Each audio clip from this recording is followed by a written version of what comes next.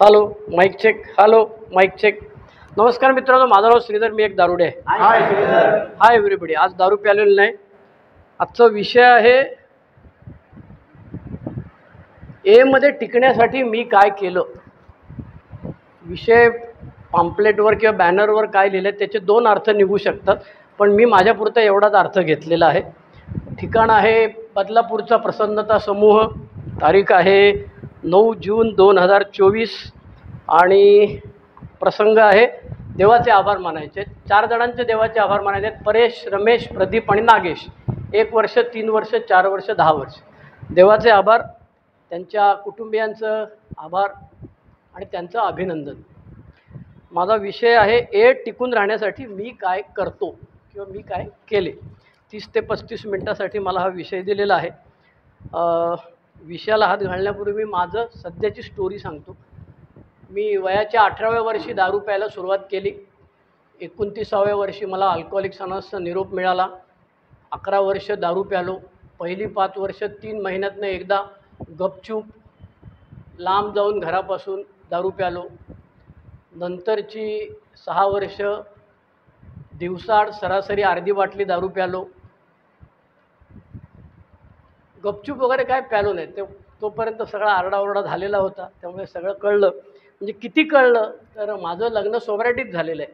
माझी बायको एकदा माझ्या आईला म्हणाले की मला हल्ली ह्याचं काय खरं दिसत नाही, हा रात्री उशिरा येतो, तर हा काय थोडी पिऊन पिऊन येतो का. तर माझी आई हसायला लागली, अशी एकदम अकराळ विकरा हसायला लागली. तर ती म्हणायला लागली, सासूबाई का हसताय तुम्ही. ते म्हणाले, हा जेव्हा पिऊन येईल तेव्हाचा सीन कसा असेल ते मी तुला सांगतो. रिक्षा आलेली असेल दाराशी आणि रिक्षातनं हा उतरत नसेल आणि रिक्षावाला ह्याच्या हातापाया पडत असेल, बाबा तू उतर मला जायचं आहे. आणि हे बघून बाजूचे टकाटक बसलेले तंबाखू चोळणारे 2-3 जण जातील. मग ते ह्याला खेचतील. मग हा रिक्षा धरून ठेवेल. मग रिक्षा पलटी व्हायची वेळ येईल. मग आणखी 2-4 खिडक्या उघडतील आणि मग आरडाओरडा होईल. मग शेवटी कोणीतरी ह्याच्या वयाचा येईल आणि 2 मुस्काडात देईल ह्याच्या, आणि मग हा भेलकांडेल आणि मग हा खाली उतरेल. तेव्हा हा जेव्हा दारू पिईल तेव्हा हा सीन असा असेल. हा थोडी पिऊन आला, गपचूप पिऊन आला, वास येतो याचा थोडासा, असं होणार नाही.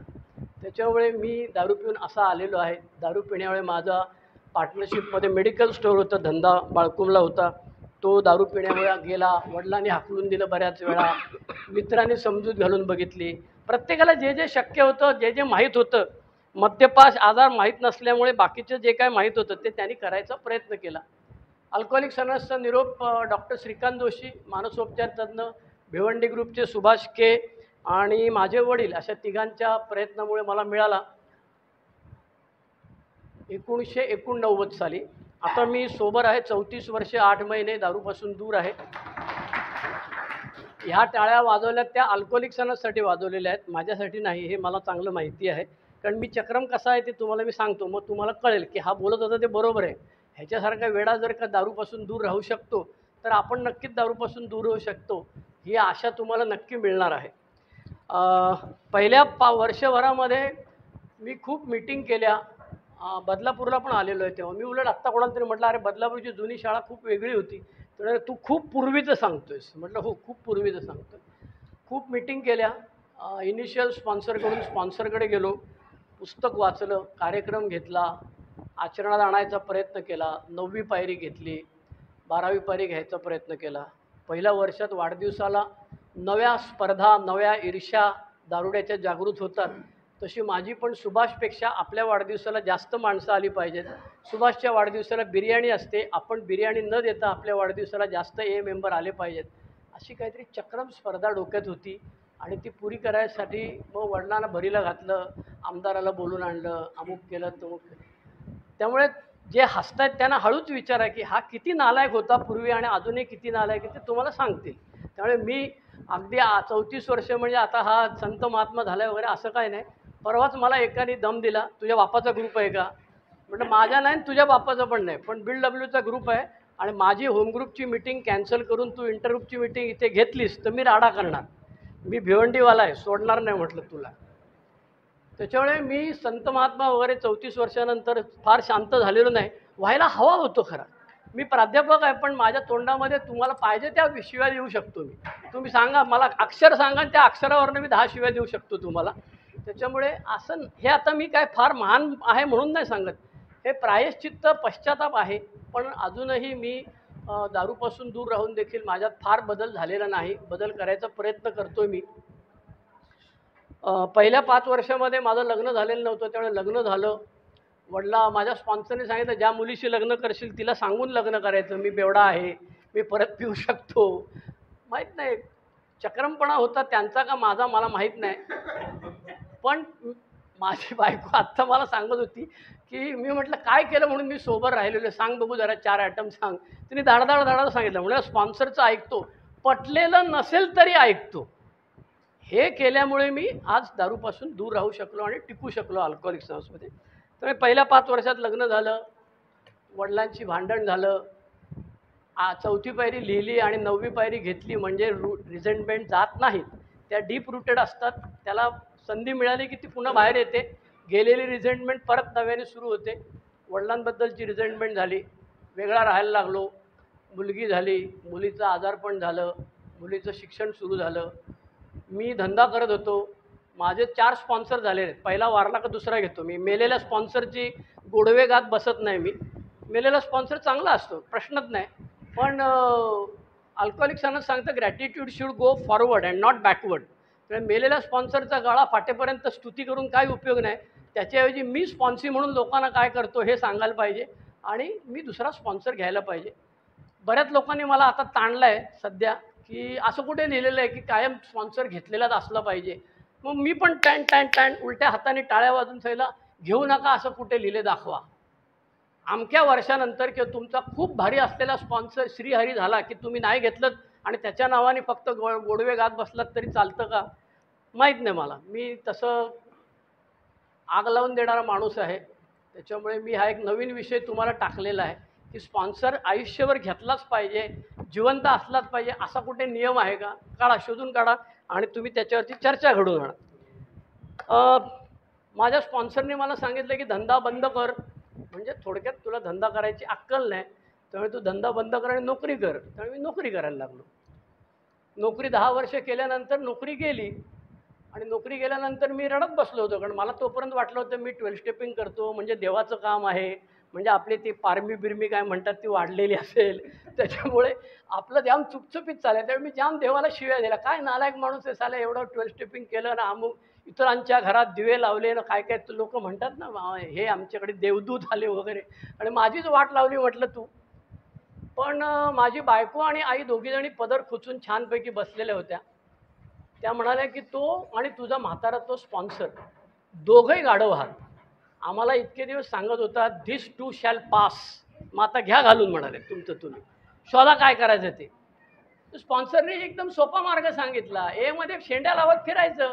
तुम्हाला माहिती आहे कोण शेंड्या लावतं? तुमच्या डोळ्यासमोर 2-4 नावं आले असतील, त्यांचे तुम्हाला पत्ते फोन नंबर देतो मी, त्यांना विचारायचं, ते सांगतील तुला रॅबमध्ये ॲडमिट केल्यावर किती पैसे मिळतात किंवा आणखी काय काय नवीन 4थ्या पायरीचे पण पैसे घेता येतात बरं का, 5व्या पायरी ऐकायचे पैसे घेता येतात.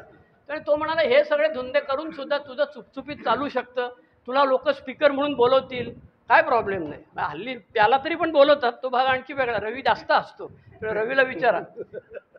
अल्कोहोलिक्स अनॉनिमसमध्ये माझी नोकरी गेल्यानंतर मी बेकार असताना मी खूप नम्र होतो. त्याच्या 10 पटीने 10% पण मी आता नम्र राहिलेलं नाही, हे मला माहिती आहे. पण त्या 2 वर्षामध्ये मी वकिली केली. माझं 2री डिग्री होती, त्याचं पोस्ट ग्रॅज्युएशन केलं, वकिलांचा मास्टर झालो. यथावकाश पुढे मुलगी मोठी झाली, मुलीचं शिक्षण चालू झालं, मुलगी पुण्याला शिकायला गेली. मी भिवंडी येऊन नोकरी सोडून मुंबईत राहायला आलो. माझ्या मागे बायकोला मुंबईत नोकरी मिळाली, मग मुंबईत भाड्याने राहायला आलो. मुलीचं शिक्षण पूर्ण झालं, मुलगी पुढच्या शिक्षणासाठी बाहेर गेली, आता तिचं शिक्षण पूर्ण झालेलं आहे. लग्न, नोकरी या सगळ्या चिंता आहेतच. मी रिटायर झालो 2020 साली. त्याच्यानंतर पेन्शन 3.5 वर्ष मिळालेली नव्हती, त्याच्यामुळे हवालदिल होतो. आणि जी मिळाली ती माझी वडापावच पेन्शन होती. वडापाव पेन्शन म्हणजे माझे मित्र गमतीने म्हणतात, त्याच्यात फक्त 2-3 वडापाव येतील दिवसाचे, याच्यापेक्षा जास्त येणार नाही, कारण नवीन पेन्शन स्कीममध्ये होतो. मी सोबर 34 वर्षे आहे, पण परमनंट नोकरी 14च वर्षे केली. तर कोणीतरी नवीन माणूस मला विचार मग इतकी 20 वर्ष काय, तर म्हटलं हो माहिती आहे, मग तुला जे म्हणायचं तेच मी केलं, त्याला काय इलाज नाही. पण कारण मी स्वस्थ राहिलो नाही एका ठिकाणी. अल्कोहोलिक सनसच्या मीटिंगमध्ये येत राहून प्रवास चालू होता, वय वाढत होतं, वर्ष वाढत होती, आर्थिक स्थिती बरी होत होती, बाकी सगळं चाललेलं होतं. वडील वारले, आई वारली, धाकट्या बहिणीला आता कॅन्सर झालेला आहे, तिथेच मी जाऊन आलो तिकडे. धाकट्या भावाचं बरं चाललेलं आहे. तब्येतीची अवस्था सध्या बिकट आहे, म्हणजे वात प्रकृती असते. मगाशीच कोणतरी मी गॅस काढला म्हणून आवाज सांगून वात प्रकृती म्हटलं, हो वात प्रकृती असते. तर मला खांद्याचे, सांध्याचे, गुडघ्याचे, पाठीचे, मानेचे सगळे गुडघे दुखतात. एकदा हा झाला का तो झाला का हा. त्याच्यामुळे मी आपलं फिजिओथेरपीवाल्याकडे असतो आणि योगा करत असतो. त्याच्यानंतर पाईल झालं, त्याच्यानंतर लक्षात राहत नाही, दिसत नाही, कॅटरॅक्टचं ऑपरेशन झालं, ऐकायला येत नाही आणि ऐकायला येत नाही हे कबूल करत नाही. त्यामुळे मशीन बायकोने आणून दिले पण ते लावत नाही. त्याच्यामुळे माजोरा आहेच. अजूनही मी मारामारी करायला लगेच कालच बायको बरोबर होती, बसमधनं काहीतरी उलट उतरलो आम्ही, मागचा माणूस व्हायचा आणि घालीन काठी डोक्यात तुझ्या. त्यांनी गाडी सोडली आणि तोंडाला घाल बघून काठी डोक्यात, मग माझी फाटली. त्याच्यामुळे आज वय वर्ष 64, तब्येतीची काळजी घेतो, आहे त्या पैशाची काळजी घेतो, संबंध चांगले ठेवायचा प्रयत्न करतो आणि टिकून राहतो. आता हे टिकून राहण्याकरता मी काय काय केलं या 34 वर्षात त्याची यादी मी सांगायचा प्रयत्न करतो. पहिल्यांदा यादी सांगतो. मी मीटिंग किती केल्या, कुठे केल्या, माझ्या होमग्रुपचं महत्त्व, स्पॉन्सरचं महत्त्व, स्पॉन्सीच्यामुळे माझा आलेली जबाबदारी, त्याच्यानंतर वेगवेगळ्या स्लोगन्स, त्याच्यानंतर लिटरेचर, बिग बुक, 12 पायऱ्यांचा कार्यक्रम, त्याच्यानंतर सेवा, स्ट्रक्चर्ड आणि अनस्ट्रक्चर्ड दोन्ही, त्याच्यानंतर पैशाचं आर्थिक नियोजन, शॉर्टकट, कामधंदा, नोकरी, त्याच्यानंतर तब्येतीमध्ये 2 भाग, मेंटल आणि फिजिकल, ध्यानधारणा, विपश्यना, फिजिकलसाठी योगा, व्यायाम, relations with self, with relatives, बायको, मुलगी. मी मुलीकडे आत्ता परदेशात गेलो होतो आणि मुलीने बायकोला माझ्या विचारलं की हा बाबा हल्ला शांत कसा काय झाला अचानक, कारण आम्ही 2-3 वर्षानंतर भेटलो होतो, मुलीकडे गेलो तेव्हा. तर ती म्हणाली की बायको म्हणाली की एक तर वय वाढलं आहे त्याच्यामुळे असेल, किंवा भरपूर लाथा खाऊन झालेल्या आहेत जगाच्या एमधल्या सगळ्यांच्या, त्याच्यामुळे शांत झाला असेल, किंवा खरंच एमध्ये काय तो कार्यक्रम घेतल्यावर बदल होतो म्हणतात तसा झाला असेल, थोडाफार तरी काय वाण नाही गुण लागला तसं काय झालं असेल म्हणाले. पण ह्याच्यामध्ये बदल झालेला आहे. त्याच्यामुळे हा जो काय 34 वर्षात बदल झाला. आणि एमध्ये टिकणे म्हणजे काय, तर आपण साधं स्टॅटिस्टिक काढायचा प्रयत्न. इथे 1 वर्ष पूर्ण न झालेले किती लोक आहेत, 1 वर्ष ज्यांचं पूर्ण झालेलं नाही, 1 2 3 4 5 6 7 8 10, ठीक आहे. 1 वर्ष ते 5 वर्ष किती लोक आहेत, 1 वर्ष ते 5 वर्ष सोबर, ठीक आहे. 6 वर्ष ते 10 वर्ष सोबर, 10 वर्ष ते 25 वर्ष सोबर, आणि 25 वर्षाच्या पलीकडले.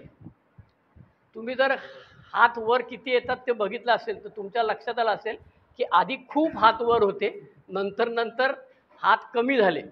याचा अर्थ जसजशी सोबरिटी वाढते तसतसं एमध्ये टिकत राहत नाही. आता न टिकण्याची सगळ्यात महत्त्वाचं कारण म्हणजे तो प्याला आणि बाहेर गेला तो गेला, तो काय आलाच नाही, त्याचा आपल्याकडे डेटा नाही. किंवा जो सोबर आहे पण तो येत नाही मीटिंगला, रस्त्यात भेटल्यानंतर काय रे मीटिंगला चालला का असं विचारतो तो, पण त्याचं पुढे काय झालं आपल्याला माहीत नसतं. त्यामुळे असा डेटा आपल्याकडे नाही आहे. अल्कोहोलिक सनस कुठलाच डेटा ठेवत नाही.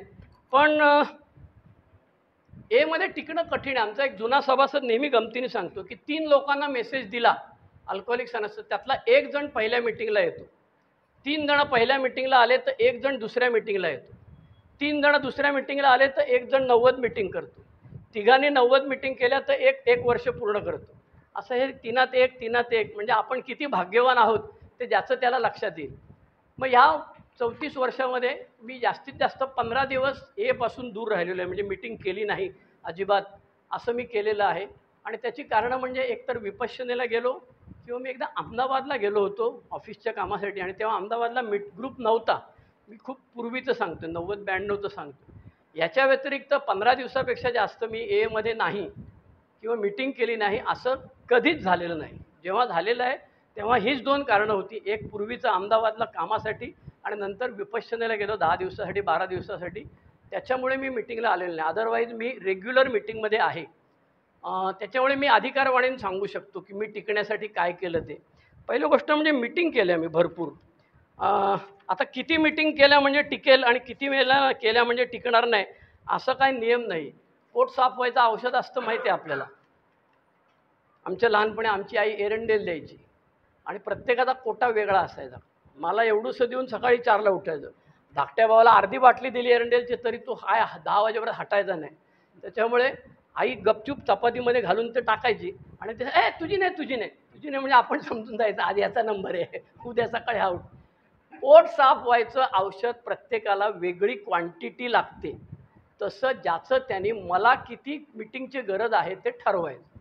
रोज मीटिंग करणारा आपला मामा होता, काय त्याचं नाव, RBI वाला मामा, नामदेव बाबा होता, नामदेव महाराज होते आपले. त्याच्यामुळे रोज मीटिंग करणारे लॉरेन्स अंकल होते, दिवसातून 3 मीटिंग करणारे. मुंबईत सुदैवी लोक आहेत, दिवसातून 3 मीटिंग आहेत. महाराष्ट्रात जर मुंबई बाहेर गेलात, मुंबई पुणे नागपूरच्या बाहेर गेलात तर रोज मीटिंग फारशा लोकांना मिळत नाही. 100 किलोमीटर जायला लागतं. त्याच्यामुळे मी मीटिंग केल्या, पण मी रोज मीटिंग करणारा प्राणी पूर्वी पण नव्हतो, आजही नाही. मी पूर्वी फक्त मंगळवार शनिवार भिवंडीची मीटिंग करायचो. माझ्या 34 वर्षाच्या सोसायटीतली 18 वर्ष मी भिवंडीत काढलेली आहेत आणि तेव्हा मला कोण कुत्रं विचारत नव्हतं. मी स्टार स्पीकर वगैरे अजिबात काही नव्हतो. मला फक्त सुभाषला बोलवलं तर सुभाषच्या गाडीत हा पण येईल म्हणून ह्याला काहीतरी विषय द्यायचा. त्यामुळे सुभाष चेअरमन असायचा आणि मला 4थी 5वी पायरी असायची बहुतेक करून. त्याच्यामुळे तोपर्यंत मला कोण विचारत नव्हतं. पण नंतरच्या 16 वर्षामध्ये माझ्या सगळ्या इच्छा तृप्त झालेल्या आहेत. मला आता यामध्ये कमवण्यासारखं दाखवण्यासारखं काही राहिलेलं नाही. मी नवीन स्पॉन्सी घेत नाही. आहे त्या स्पॉन्सीला सांगून टाकलेलं आहे तुमचं तुम्ही बघा, कारण मी आता सरकायला लागलेलं आहे. 65व्या वर्षी सरकतात माणसं असं म्हणतात. आजूबाजूला तुम्ही बघितलं तर मेंबरवरनं पण कळेल आणि घरच्या लोकांवरनं पण कळेल तुम्हाला, 65च्या नंतरचे सरकतात ते. तर मी आता जवळ आलो आहे तर मी मीटिंग करतो, आठवड्यातून 2 मीटिंग करतो मी सध्या. माझा होम ग्रुप आहे आनंद ग्रुप जैन हॉस्पिटल. रविवार संध्याकाळी 5 ते 6:30 मीटिंग चालते. मी अशी मीटिंग निवडायचं कारण असं की मी जिथे जायचो तिथे भांडणं व्हायची. 2 गोष्टीमुळे भांडणं व्हायची. मी खुजल्या करायचो किंवा त्यांना भीती वाटायची हा खुजली करेल नंतर, त्याच्या आधी आपणच ह्याला खुजली करूया. त्याच्यामुळे मला पिटाळून लावलेलं आहे मुंबईतल्या 2-4 ग्रुपमधनं. मी शिवडीला गेलो, तिथे त्यांनी एकाने पिटाळला, काहीतरी उलटसुलट प्रश्न विचारला. मी रेल्वे हॉस्पिटलच्या ग्रुपमध्ये गेलो मनसुख बरोबर बुधवारी. ते दुर्दैवाने मीटिंगच बंद पडली. काळा चौकीला जाणार होतो, ते जाऊ नको तिकडे, ते असं सांगितलं मला. हे जे हसतात त्यांना नंतर धरा बरं का, तुम्हाला संदर्भ लागत नसतील त्यांना धरा नंतर तुम्ही. त्याच्यामुळे मी आठवड्यातून 2च मीटिंग करतो. माझ्या होमग्रुपची मीटिंग एक आहे आनंद हॉस्पिटल जैन हॉस्पिटलची, आणि दुसरी ग्रुप मीटिंग ठरवताना मी अशी केलेली आहे की मी नोकरी करणारा कामधंदा करणारा माणूस असल्यामुळे रविवारी सुट्टी असते.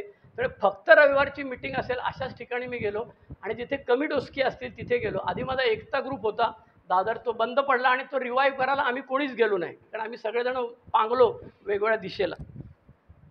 त्याच्यानंतर वेगवेगळ्या ठिकाणी मीटिंग करतो. आत्ताच मी कोणाला तरी सांगत होतो की मी शक्यतो परळ, वडाळा आणि वरळी या 3 ठिकाणी मी मीटिंग करायचो. आता मी बाहेर पडायला लागलेलो आहे. त्रास होतो थोडासा, रात्री येईपर्यंत उशीर होतो, बायकोला टेन्शन असतं, गेला का तंगडं मोडलं, कुठे गेला काय समजत नाही. हे काठीवरती माझ्याकडे काठी असते, त्या काठीवरती बायकोचा नंबर आणि माझं नाव लिहून ठेवलेलं असतं. कुठे पडला तर निदान ते कळावं तरी.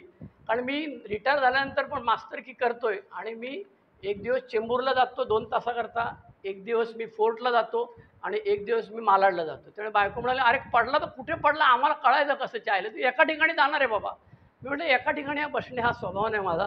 म्हटलं ठीक आहे जाऊ दे, काय तुला करायचं ते कर. तर मी वेगवेगळ्या ठिकाणी मीटिंग करतो, वेळेवर जायचा प्रयत्न करतो.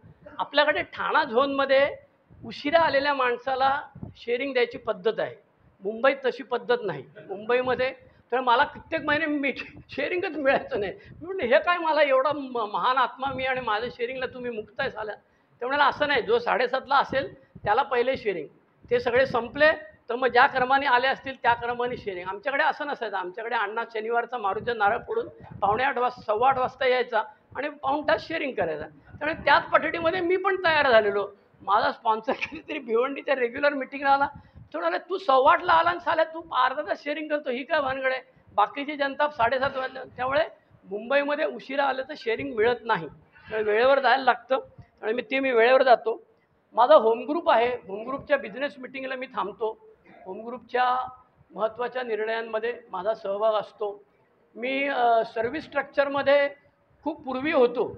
मला मध्यंतरी एकाने GSOमधनं फोन करून सांगितलं होतं की तुला आम्ही कॉप्ट करतो आणि मला जाम बरं वाटलं छायला आपल्याला कोणतरी कॉप्ट करतो म्हणून.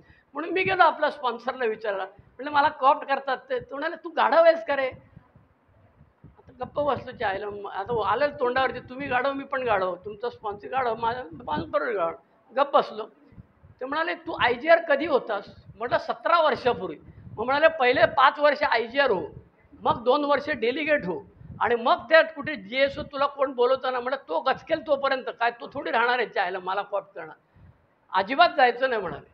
त्याच्यामुळे मला कळलं की स्ट्रक्चर्ड सर्व्हिसमध्ये एकेकाळी मी केलेलं आहे काम.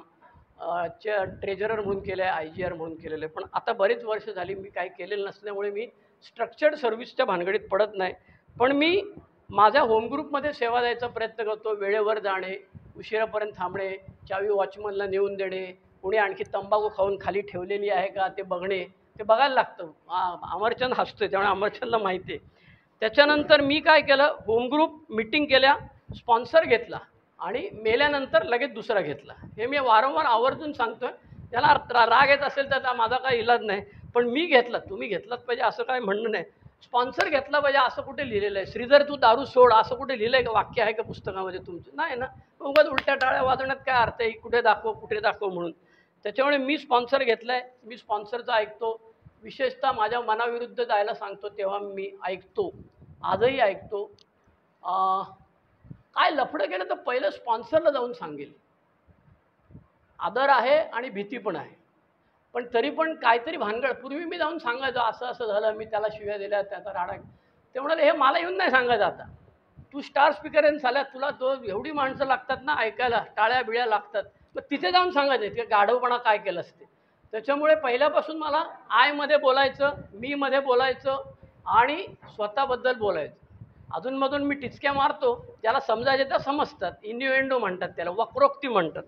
त्यामुळे मी माझा स्पॉन्सर आहे. माझे स्पॉन्सी भरपूर होते. हळूहळू मी एकेकाला सोडून दिलं आणि त्यांना सांगितलं की बाबा रे तुम्ही दुसरीकडे बघा, आता माझं वय झालेलं आहे, मी सरकलेलं आहे. त्याच्यामुळे स्पॉन्सी असल्यामुळे प्रत्येक जो ज्यांनी स्पॉन्सर घेतलेलं आहे त्याला स्पॉन्सी असलेच पाहिजेत, नाहीतर you are failing in your duty. तुम्ही तुमची कामगिरी करत नाही आहात. कारण त्याचं असं आहे की नुसतं माझं भरलं, मला जे मिळालं ते दुसऱ्याला मिळालं पाहिजे. आणि दुसऱ्याला नुसतं 40 मिनिटाच्या शेअरिंगमध्ये असं दुसऱ्याला मिळत असतं तर मग सगळं हॉलमध्ये नाही, आपल्याला स्टेडियममध्ये मिटिंग घ्यायला लागली असते. त्याच्यामुळे ज्यांनी स्पॉन्सर घेतला आहे त्यांनी स्पॉन्सी घ्यायला पाहिजे. तुम्ही काही जाहिरात द्यायची गरज नाही, आमचे येथे स्पॉन्सी घेणे आहे म्हणून. ते येतील आपोआप लोक, फक्त त्यांना नाही म्हणायचं नाही, एवढं फक्त करायचं. त्याच्यामुळे माझी जबाबदारी वाढली. भलतीकडे जायचे, भलते विचार आले मनामध्ये की कोणीतरी स्पॉन्सी समोर रस्त्यावरती भेटतो किंवा मनात येतो आणि त्या वाईट विचारांना आळा बसतो. तेव्हा स्पॉन्सीचा मदत झाली मला. त्याच्यानंतर अल्कोहोलिक अनॉनिमसच्या स्लोगन्सचा खूप उपयोग होतो, आजही होतो. लिव्ह अँड लेट लिव्ह विशेष मला आवडते, कारण मला ते अजिबात जमत नाही. जगा आणि जगू द्या. माझा स्वभाव अहंकारी, अहमन्य, आत्मकेंद्रित सांगितले BWनी. त्यामुळे मी कायम स्वतःचा विचार करणार, इतरांचा विचार न करणारा माणूस असल्यामुळे इतरांबरोबर जगू द्या किंवा खऱ्या अर्थाने पार्टनरशिप मला जमत नाही. अल्कोहोलिक अनॉनिमसचा कार्यक्रम पहिल्या दिवसापासून किंवा पहिल्या वर्षापासून घ्यायचा मी प्रयत्न केला. 4थ्या पायरीवरती मी खूप शेअरिंग केली. एक दिवस मला माझ्या स्पॉन्सरने विचारलं, अरे तू एवढी शेअरिंग करतो, तुला कधी कोणी विचारलं का रे की बाबा मला 4थी पायरी घ्यायची, कशी घेऊ मी, सांग बघू. म्हटलं आयला एकदा पण नाही कोणी विचारलं मला. सगळेजण ऐकतात, टाळ्या वाजवतात, माझी ब्लू फिल्म बघतात, ह्या हसतात आणि सगळे निघून जातात. मग म्हणाले हे सगळं बंद करतो आता, हे तुझं बाद झाले चाळे, आणि हे 40 मिनिटाचे शेअरिंग करतात, 1.5 दिवसाचा आणि 2 दिवसाचा प्रवास करणं बंद करून टाक. त्यांनी मला दादरच्या शाळेमध्ये भाड्याने जागा घेऊन वर्कशॉप करायला लावलं. पहिली 3 वर्कशॉप माझ्याबरोबर माझा स्पॉन्सर होता आणि मला ते अस्वलाला कशी गाडी लावून देतात सर्कशीमध्ये, तशी मला गाडी लावून दिली. त्याप्रमाणे मी आता सध्या वर्कशॉप घेत फिरतो, 1ली, 4थी, 9वी आणि 12वी. आता 2 दिवसाचा कार्यशाळा पहिल्यांदाच घेणार आहे पंढरपूरला. त्याच्यामुळे मला अल्कोहोलिक अनॉनिमसच्या कार्यक्रमाच्या आचरणामुळे जो फायदा झाला आहे तो इतरांना सांगून त्या कार्यक्रमाबद्दल किती सोपा आहे. 4थ्या पायरीची कार्यशाळा घेतल्यानंतर आम्ही फीडबॅक घेतो. फीडबॅक घेताना प्रत्येकजण एक वाक्य सांगतो, ते म्हणजे आत्तापर्यंत आम्हाला 4थी पायरी म्हणजे खूप भीती वाटत होती, पण ती भीती गेली. कल्याणला घेतलं होतं आपण, बरेच जण होतो त्यावेळेला, काही जण असतील, आठवत असेल त्यांना. तर ती 4थी पायरी घेणं म्हणजे फार महान काय आहे असं नसून रिझेंटमेंट, भीती आणि लैंगिकतेची काय केलेलं आहे ते लिहायचं. 6व्या 7व्या पायरीमध्ये वांदे अजूनही माझे आहेत, कारण सोडून द्यायला मी तयार नसतो. मला नको चहा, मी नाही घेत, थँक्यू. 6वी 7वी पायरीमध्ये माझे वांदे होतात. 9व्या पायरीमध्ये माफी मागायचा प्रयत्न केला. माझा इनिशियल स्पॉन्सर सगळेजण बरोबर आलं. मला दम देण्यात आला होता. इथे पोपटासारखा बोलतोस, तिथे बोलला नाही. मला आता मास्टर होऊन 50 वर्ष झाली. 1974 साली 9वीमध्ये असताना मी पहिल्यांदा मास्टरकी सुरू केली. आता 2024 साल, 50 वर्ष झाली मी मास्टरकी करतोय. त्यामुळे पोपटपंची इथे करतोस तशी तिथे करायची नाही. तिथे माफी मागायची आहे, गपचूप खाली वाल घालून माफी मागायची आणि आपली काय चूक झाली ते कबूल करायची. त्यामुळे 9वी पायरी झाली. 11व्या पायरीचं माझं लय वाकडं होतं. 22 वर्ष जवळजवळ मी 11वी पायरी घेतलेली आहे. प्रार्थना म्हणायचो पण ध्यान नाही करायचो. मी म्हणायचो ध्यान केले की मला डोळे मिटले की मला काहीतरी भलतंच दिसतं, त्यामुळे मी डोळे मिटत नाही. पण माझ्या सुदैवाने मला विपश्यनेला जायला मिळालं 22 वर्षाच्या सोबरिटीनंतर. अजूनही मी जातो. मी विपश्यनेचा प्रसार करतो असं नाही, तुम्ही गेलंच पाहिजे असं माझा दावा नाही. मी गेलो, माझा फायदा झाला, तुम्ही जाऊ शकता, तुम्हाला चॉईस आहे. पण माझा त्याला 11वी पायरी जी करायची, प्रार्थना आणि ध्यान दोन्ही पाहिजे होतं. त्यातलं मी फक्त प्रार्थना करत होतो, ध्यान करत नव्हतो. ते मी आता करायला लागलेलो आहे. 12व्या पायरी म्हणजे सर्व क्षेत्रामध्ये आचरणात आणायचं. मला आठवतं की मी कॉलेजचा प्रिन्सिपल होतो आणि पैसे खायची संधी आली मला. मग मी फोन केला माझ्या स्पॉन्सरला, तेवढं रे मला नाही ह्याच्यातला अनुभव, त्याच्यातला कोणी ज्याला अनुभव असेल त्याला फोन कर. म्हणून मी एका ठाण्याच्या मेंबरला फोन देतो. तेवढं थांब जरा, मी आता ना लंच टाईम माझा 10 मिनिटांनी होईल, तुला करतो. त्यांनी पाऊण तास पैसे खाल्ल्यामुळे काय काय फटके बसले ते शेअर केलं. त्याच्यामुळे ती माझी पैसे खायची खुमखुमी गेली. अल्कोहोलिक सनसच्या मीटिंगमध्ये आल्यानंतर मला कळलं की 12 पायऱ्यांच्या कार्यक्रमामुळे मी आजन्म दारू पिणार नाही असं नाही. कितीतरी लोक, तुम्हाला बदलापुरामध्ये अनुभव आहे, तुम्हाला उदाहरणं आहेत की 12 पायऱ्या घेऊन 12 पायऱ्यांचे वर्कशॉप घेऊन पण गाडी उलाल झालेली आहे. तशी माझीही होऊ शकते. मला कोणतरी परवा म्हणाला, केदार पुण्याचा तो फार डांबरट माणूस आहे, गायब झाला, म्हणत फटके देईन तुला. केदारने 2000 माणसांना बिग बुक शिकवलेले. कितीतरी अशिक्षित लोक सांगतात की आम्हाला केदारमुळे हे बिग बुक काय ते कळलं. त्याच्यामुळे तू आता बिग बुक केदार येत नाही म्हणून त्याला शिव्या देऊ नकोस, अजिबात ऐकून घेणार नाही. त्याच्यानंतर पैशाचं आर्थिक नियोजन. माझ्या सुरुवातीला खूप माझे पैशाचे वांदे होते. मोह मला झाला, बराचदा झाला, नाही झाला असं नाही. आमच्या भिवंडीच्या मीटिंगमध्ये डोंबिवलीचा एक कोणतरी सभासद होता बघा, तो RBIमध्ये का कुठेतरी होता, तर डोंबिवलीच्या लोकांना नाव कळलं असं. तर तो आमच्याकडे भिवंडीच्या मीटिंगला आला आणि तो शेअर करत होता. तेव्हा सनतबाईंची गादी जोरात होती. त्याच्यामुळे त्यांनी शेअर केलं की RBIमध्ये काहीतरी 1 रुपयाची कॉईन 1000ची अशी थैली मिळते, ती मी विकत घेतो आणि 1500 रुपयाला विकतो. आणि शेअरिंग केल्यानंतर सगळेजण, अरे हा धंदा चांगला आहे, माहीत नव्हतं आपल्याला इतके दिवस. म्हणून मीटिंग संपल्यानंतर मी तुरू त्याच्या मागे चाललो होतो, कारण तो डोंबिवलीला जाणार होता आणि लवकर जाणार होता. डोंबिवलीवाले मीटिंग संपल्यावर थांबत नाहीत, लगेच पळतात. आधी बराच वेळ थांबतात ती, पण संपल्यानंतर थांबत नाही. आणि मी असा बाहेर पडताना माझी कॉलर धरली आमच्या बापूंनी. म्हटलं बापू सोडा कॉलर, थांब जरा म्हणाले. म्हटलं आहोत त्याच्याशी नाही म्हणून तर थांब. आणि बापूंनी मला 10 मिनटं अशी माझी कॉलर धरून ठेवली. डोंबिवलीवाले सगळे आपापल्या रिक्षा गाड्या घेऊन गेले आणि मग मला सोडलं. म्हणाले चोराच्या आळंदीचा पत्ता विचारायला चालला होतास ना. त्याच्यामुळे पैसे वाममार्गाने किंवा शॉर्टकटनी कमवू नये असं मला वाटलं नाही, म्हणून मी संत महात्मा नाही. मलाही वाटलं होतं, पण माझ्या सुदैवाने माणसं योग्य होती त्याच्यामुळे. आणि त्यांना मी विचारलं, त्यांनी सांगितलेलं ऐकलं. त्याच्यामुळे मी शॉर्टकट मनीमध्ये कधी गेलो नाही. किटी बॉक्समध्ये पैसे कायम टाकत आलो. एक सभासद परवा मला आठवला, किटी बॉक्समध्ये त्यांनी कधीही पैसे टाकलेले नाहीत. बरीच वर्ष सोबर आहे, माझं बरोबर लक्ष आहे जायला त्याचं. आणि आता तो शेअरिंग करायचा, माझी पोरं अमेरिकेला शिकतात, ह्याव त्याव बरंच काय सांगत. आणि नंतर आता मला कळलं त्याचं काहीतरी मोठं ऑपरेशन झालं पाहिजे. 25-30 लाखाची फिल्म उतरली. त्याच्या आईला ह्याची सगळी किटी बॉक्स एका हाती काढून घेतली परमेश्वरांचा. किटी बॉक्समध्ये पैसे टाकायचे ते मी करत आलेलो आहे. आनंद झाला, खुश झाला. बाहेर 4 लोकांना आज मेरी तरफ से पिलाता है ना, आपण केलं ना अड्ड्यावरती. मग इथे किटी बॉक्समध्ये टाक ना पैसे. आनंदी असेल तर, खुश असेल तर. पेढे वाटणारे पाहिलेले आहेत. माझं प्रमोशन झालं म्हणून याच्या मीटिंगमध्ये पेढे वाटलेले लोक पाहिलेत. दरवर्षी GSOला न चुकता वाढदिवसाच्या दिवशी पैसे द्यायचे. त्याला फार डोकं अक्कल लागत नाही. जसे तुम्ही स्कॅन करून पैसे पाठवतात तशा सहजासहजी GSOला पैसे मोबाईलमधनं पाठवता येतात. ज्यांना इंटरेस्ट आहे त्यांनी कोणाला तरी बाजूवाल्याला विचारा धक्का मारून, म्हणजे तो तुम्हाला सांगेल GSOला कसे पैसे. ₹100 पाठवा वर्षातनं एकदा, काही प्रॉब्लेम नाही. त्याची पावती तुम्हाला 8 दिवसांनी परत मिळेल. तुमच्यापैकी टॅक्स किती लोक भरतात? इन्कम टॅक्स किती लोक भरतात? यांना 80G मध्ये डोनेशनमध्ये इन्कम टॅक्सला रिबेट आहे, माहिती आहे का? माहिती आहे. तर मग टाकायचा. आलं लक्षात? ₹5,000 टाकले की ₹2,500 टॅक्समध्ये रिबेट मिळेल. तुम्ही 30% मध्ये असलात तर तुम्हाला त्याप्रमाणे तुमचे पैसे वाचतील. लक्ष्मीचीच भाषा समजून घ्यायची तर मग ही पण समजून घ्या ना, काय हरकत नाही. सरस्वतीची नाही कळत तर लक्ष्मीची कळून घ्या. पण बाबा GSOला पावती फाडत जा. त्याच्यानंतर मी कोणाला मदत नाही केली. मात्र मेंबर आमचा सुनील लहानपणी माझ्या होता, त्यांनी माझ्या घरी एकदा येऊन माझ्या बहिणीला सांगितलं मला चप्पल दे घेऊन म्हणून. ती म्हणाली चल लगेच. माझी बहीण त्याच्याबरोबर गेली, चप्पल नवीन घेऊन दिली आणि जुनी चप्पल बहिणीने बॅगेत घातली आणि परत घेऊन आली. तो तिच्या मागे आला, म्हणाला अगं माझी जुनी चप्पल दे ना. जुनी चप्पल नाही, तुला नवीन दिलेली आहे ना, ती नवीन घालून फिरायचं. त्याचा विचार असा होता श्रीधरच्या बहिणीला शेंडी लावायची आणि नवीन चप्पल पुन्हा 15 मिनिटांनी त्याला नेऊन द्यायची, अर्धे पैसे घ्यायचे. हे सगळं आपण केलेलं आहे. त्याच्यामुळे माझी बहीण एवढी हुशार असेल तर मी किती हुशार आहे. कारण मला लोकांनी सांगितलं मला आमच्याकडे गॅसची टाकी आणायला पैसे नाहीत, अमुक आहे. तर तो मटका परवा लावला त्यांनी आणि कितीचा आकडा लागला ते मला माहीत असायचं. त्यामुळे मी काय दुर्लक्ष केलं, मी कोणालाच पैसे नाही दिलेले आणि मी कोणाकडे पैसे मागितले नाहीत. माझ्या स्पॉन्सरने सांगितलं कर्ज काढायचं नाही. त्याच्यामुळे कामधंदा व्यवस्थित केला, नोकरी टिकवली, नोकरी बदलली, साहेबाशी जुळून घ्यायचा प्रयत्न केला, नवीन गोष्टी शिकलो, कम्प्युटर शिकलो. आत्ता परवा मी यूट्यूबवरती अपलोड कसं करायचं हे मला कळत नव्हतं. 10 लोकांच्याकडे शिकवणी लावली मी मेंबरकडे आणि मग मला कळलं. आता मी माझी शेअरिंग सध्या मी पावलींना शेअरिंग करतोय, ते सगळं यूट्यूबवरती अपलोड करू शकलो. ती जी पाटी बनवतात त्याला काय म्हणतात, बॅनर म्हणतात का काय म्हणतात, ती व्हॉट्सअपवर टाकतो ना आपण पाटी, ती मला प्रत्येक वेळेला खाजवायला लागत. बाबा दे करून आता वेळ नाही, संध्याकाळी करतो.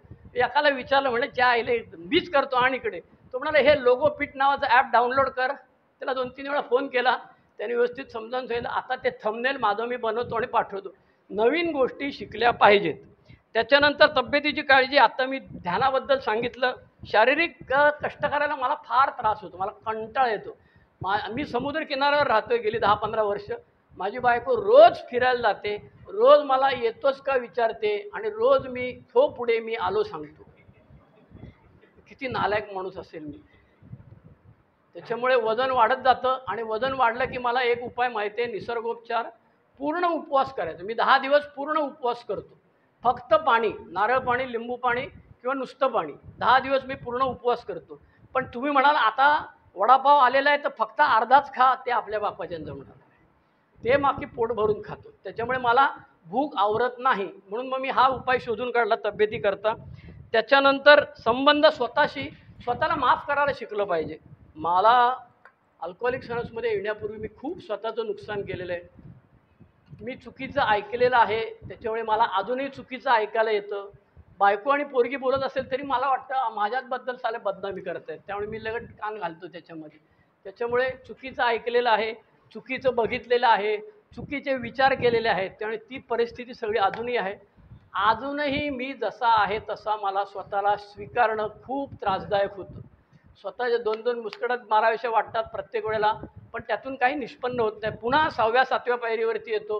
परमेश्वर म्हणतो हे मागतो, ते मागतो, ते मागतो. तसं एक दिवस आज माझा राग घालव असं म्हणणार आहे बाबा कधीतरी. तेच तर 6व्या पायरीत तो सांगतोय ना. 7व्या पायरीमध्ये सांगतो की परमेश्वराने प्रार्थना केली, पण ते जमत नाही. पुन्हा पुन्हा तिथेच येऊन थांबतो. नातेवाईकांशी संबंध, बायकोशी बऱ्याच मला माझ्या ह्यानी होमिओपॅथी डॉक्टरनी विचारलं होतं. मला स्पॉन्डिलायसिस होतं 10-12 वर्ष.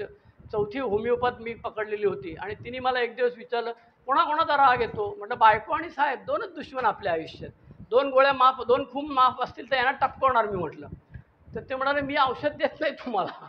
म्हटलं अहो असं काय करताय, तुमच्या औषधाने बरं वाटतंय ना.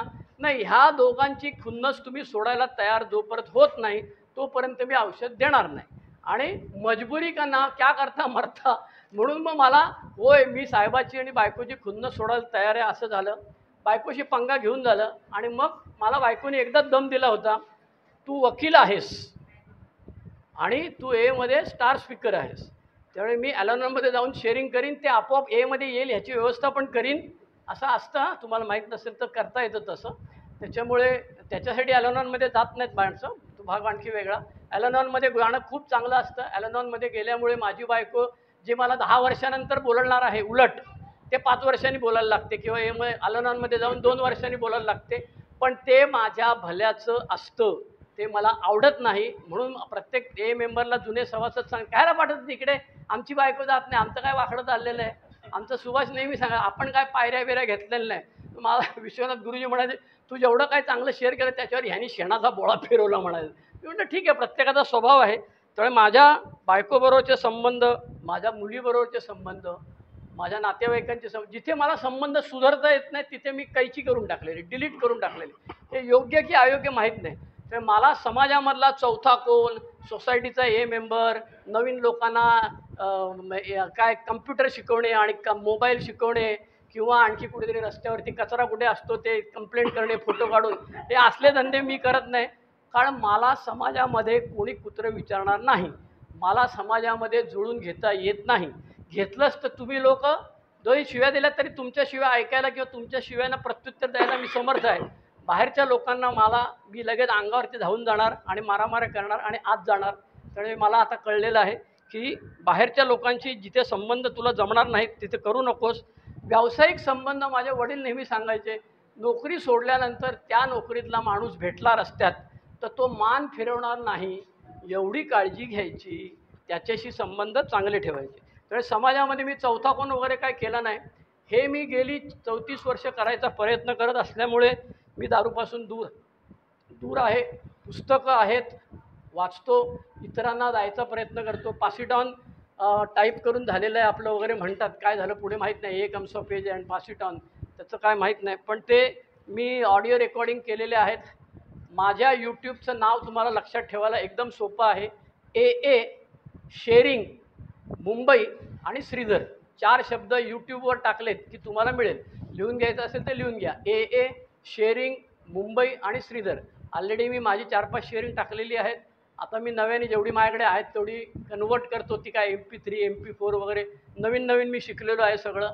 त्यामुळे माझी जुनी शेअरिंग जी आहेत, मी काय फार संत महात्मा आहे म्हणून तुम्ही ऐका असं सांगत नाही, पण काहीच न करण्यापेक्षा निदान शेअरिंग तरी ऐक. मला काही लोक सांगतात आम्ही ड्रायव्हिंग करताना ऐकतो, गाडीमध्ये 1.5 तास जातो आमचा, चांगली गोष्ट आहे, काही प्रॉब्लेम नाही.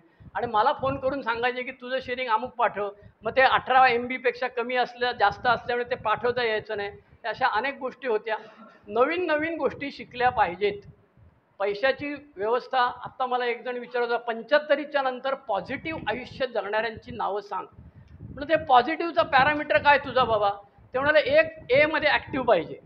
म्हटलं ॲक्टिव्ह म्हणजे फिजिकली मिटिंगमध्ये पाहिजे का महिन्यातनं 3 महिन्यातनं एकदा लालबागचा राजा येणार असा पाहिजे? तो म्हणाले कसा पण चालेल, ऑनलाईनवाला असला तरी चालेल, फक्त फिजिकलवाला असला तरी चालेल. दुसरा पॅरामीटर, स्वतःच्या कमवलेल्या पैशावरती जगतोय, कोणाकडे हात पसरायला लागत नाही. तिसरी गोष्ट, तब्येतीची धुलाई होणारच आहे आपली.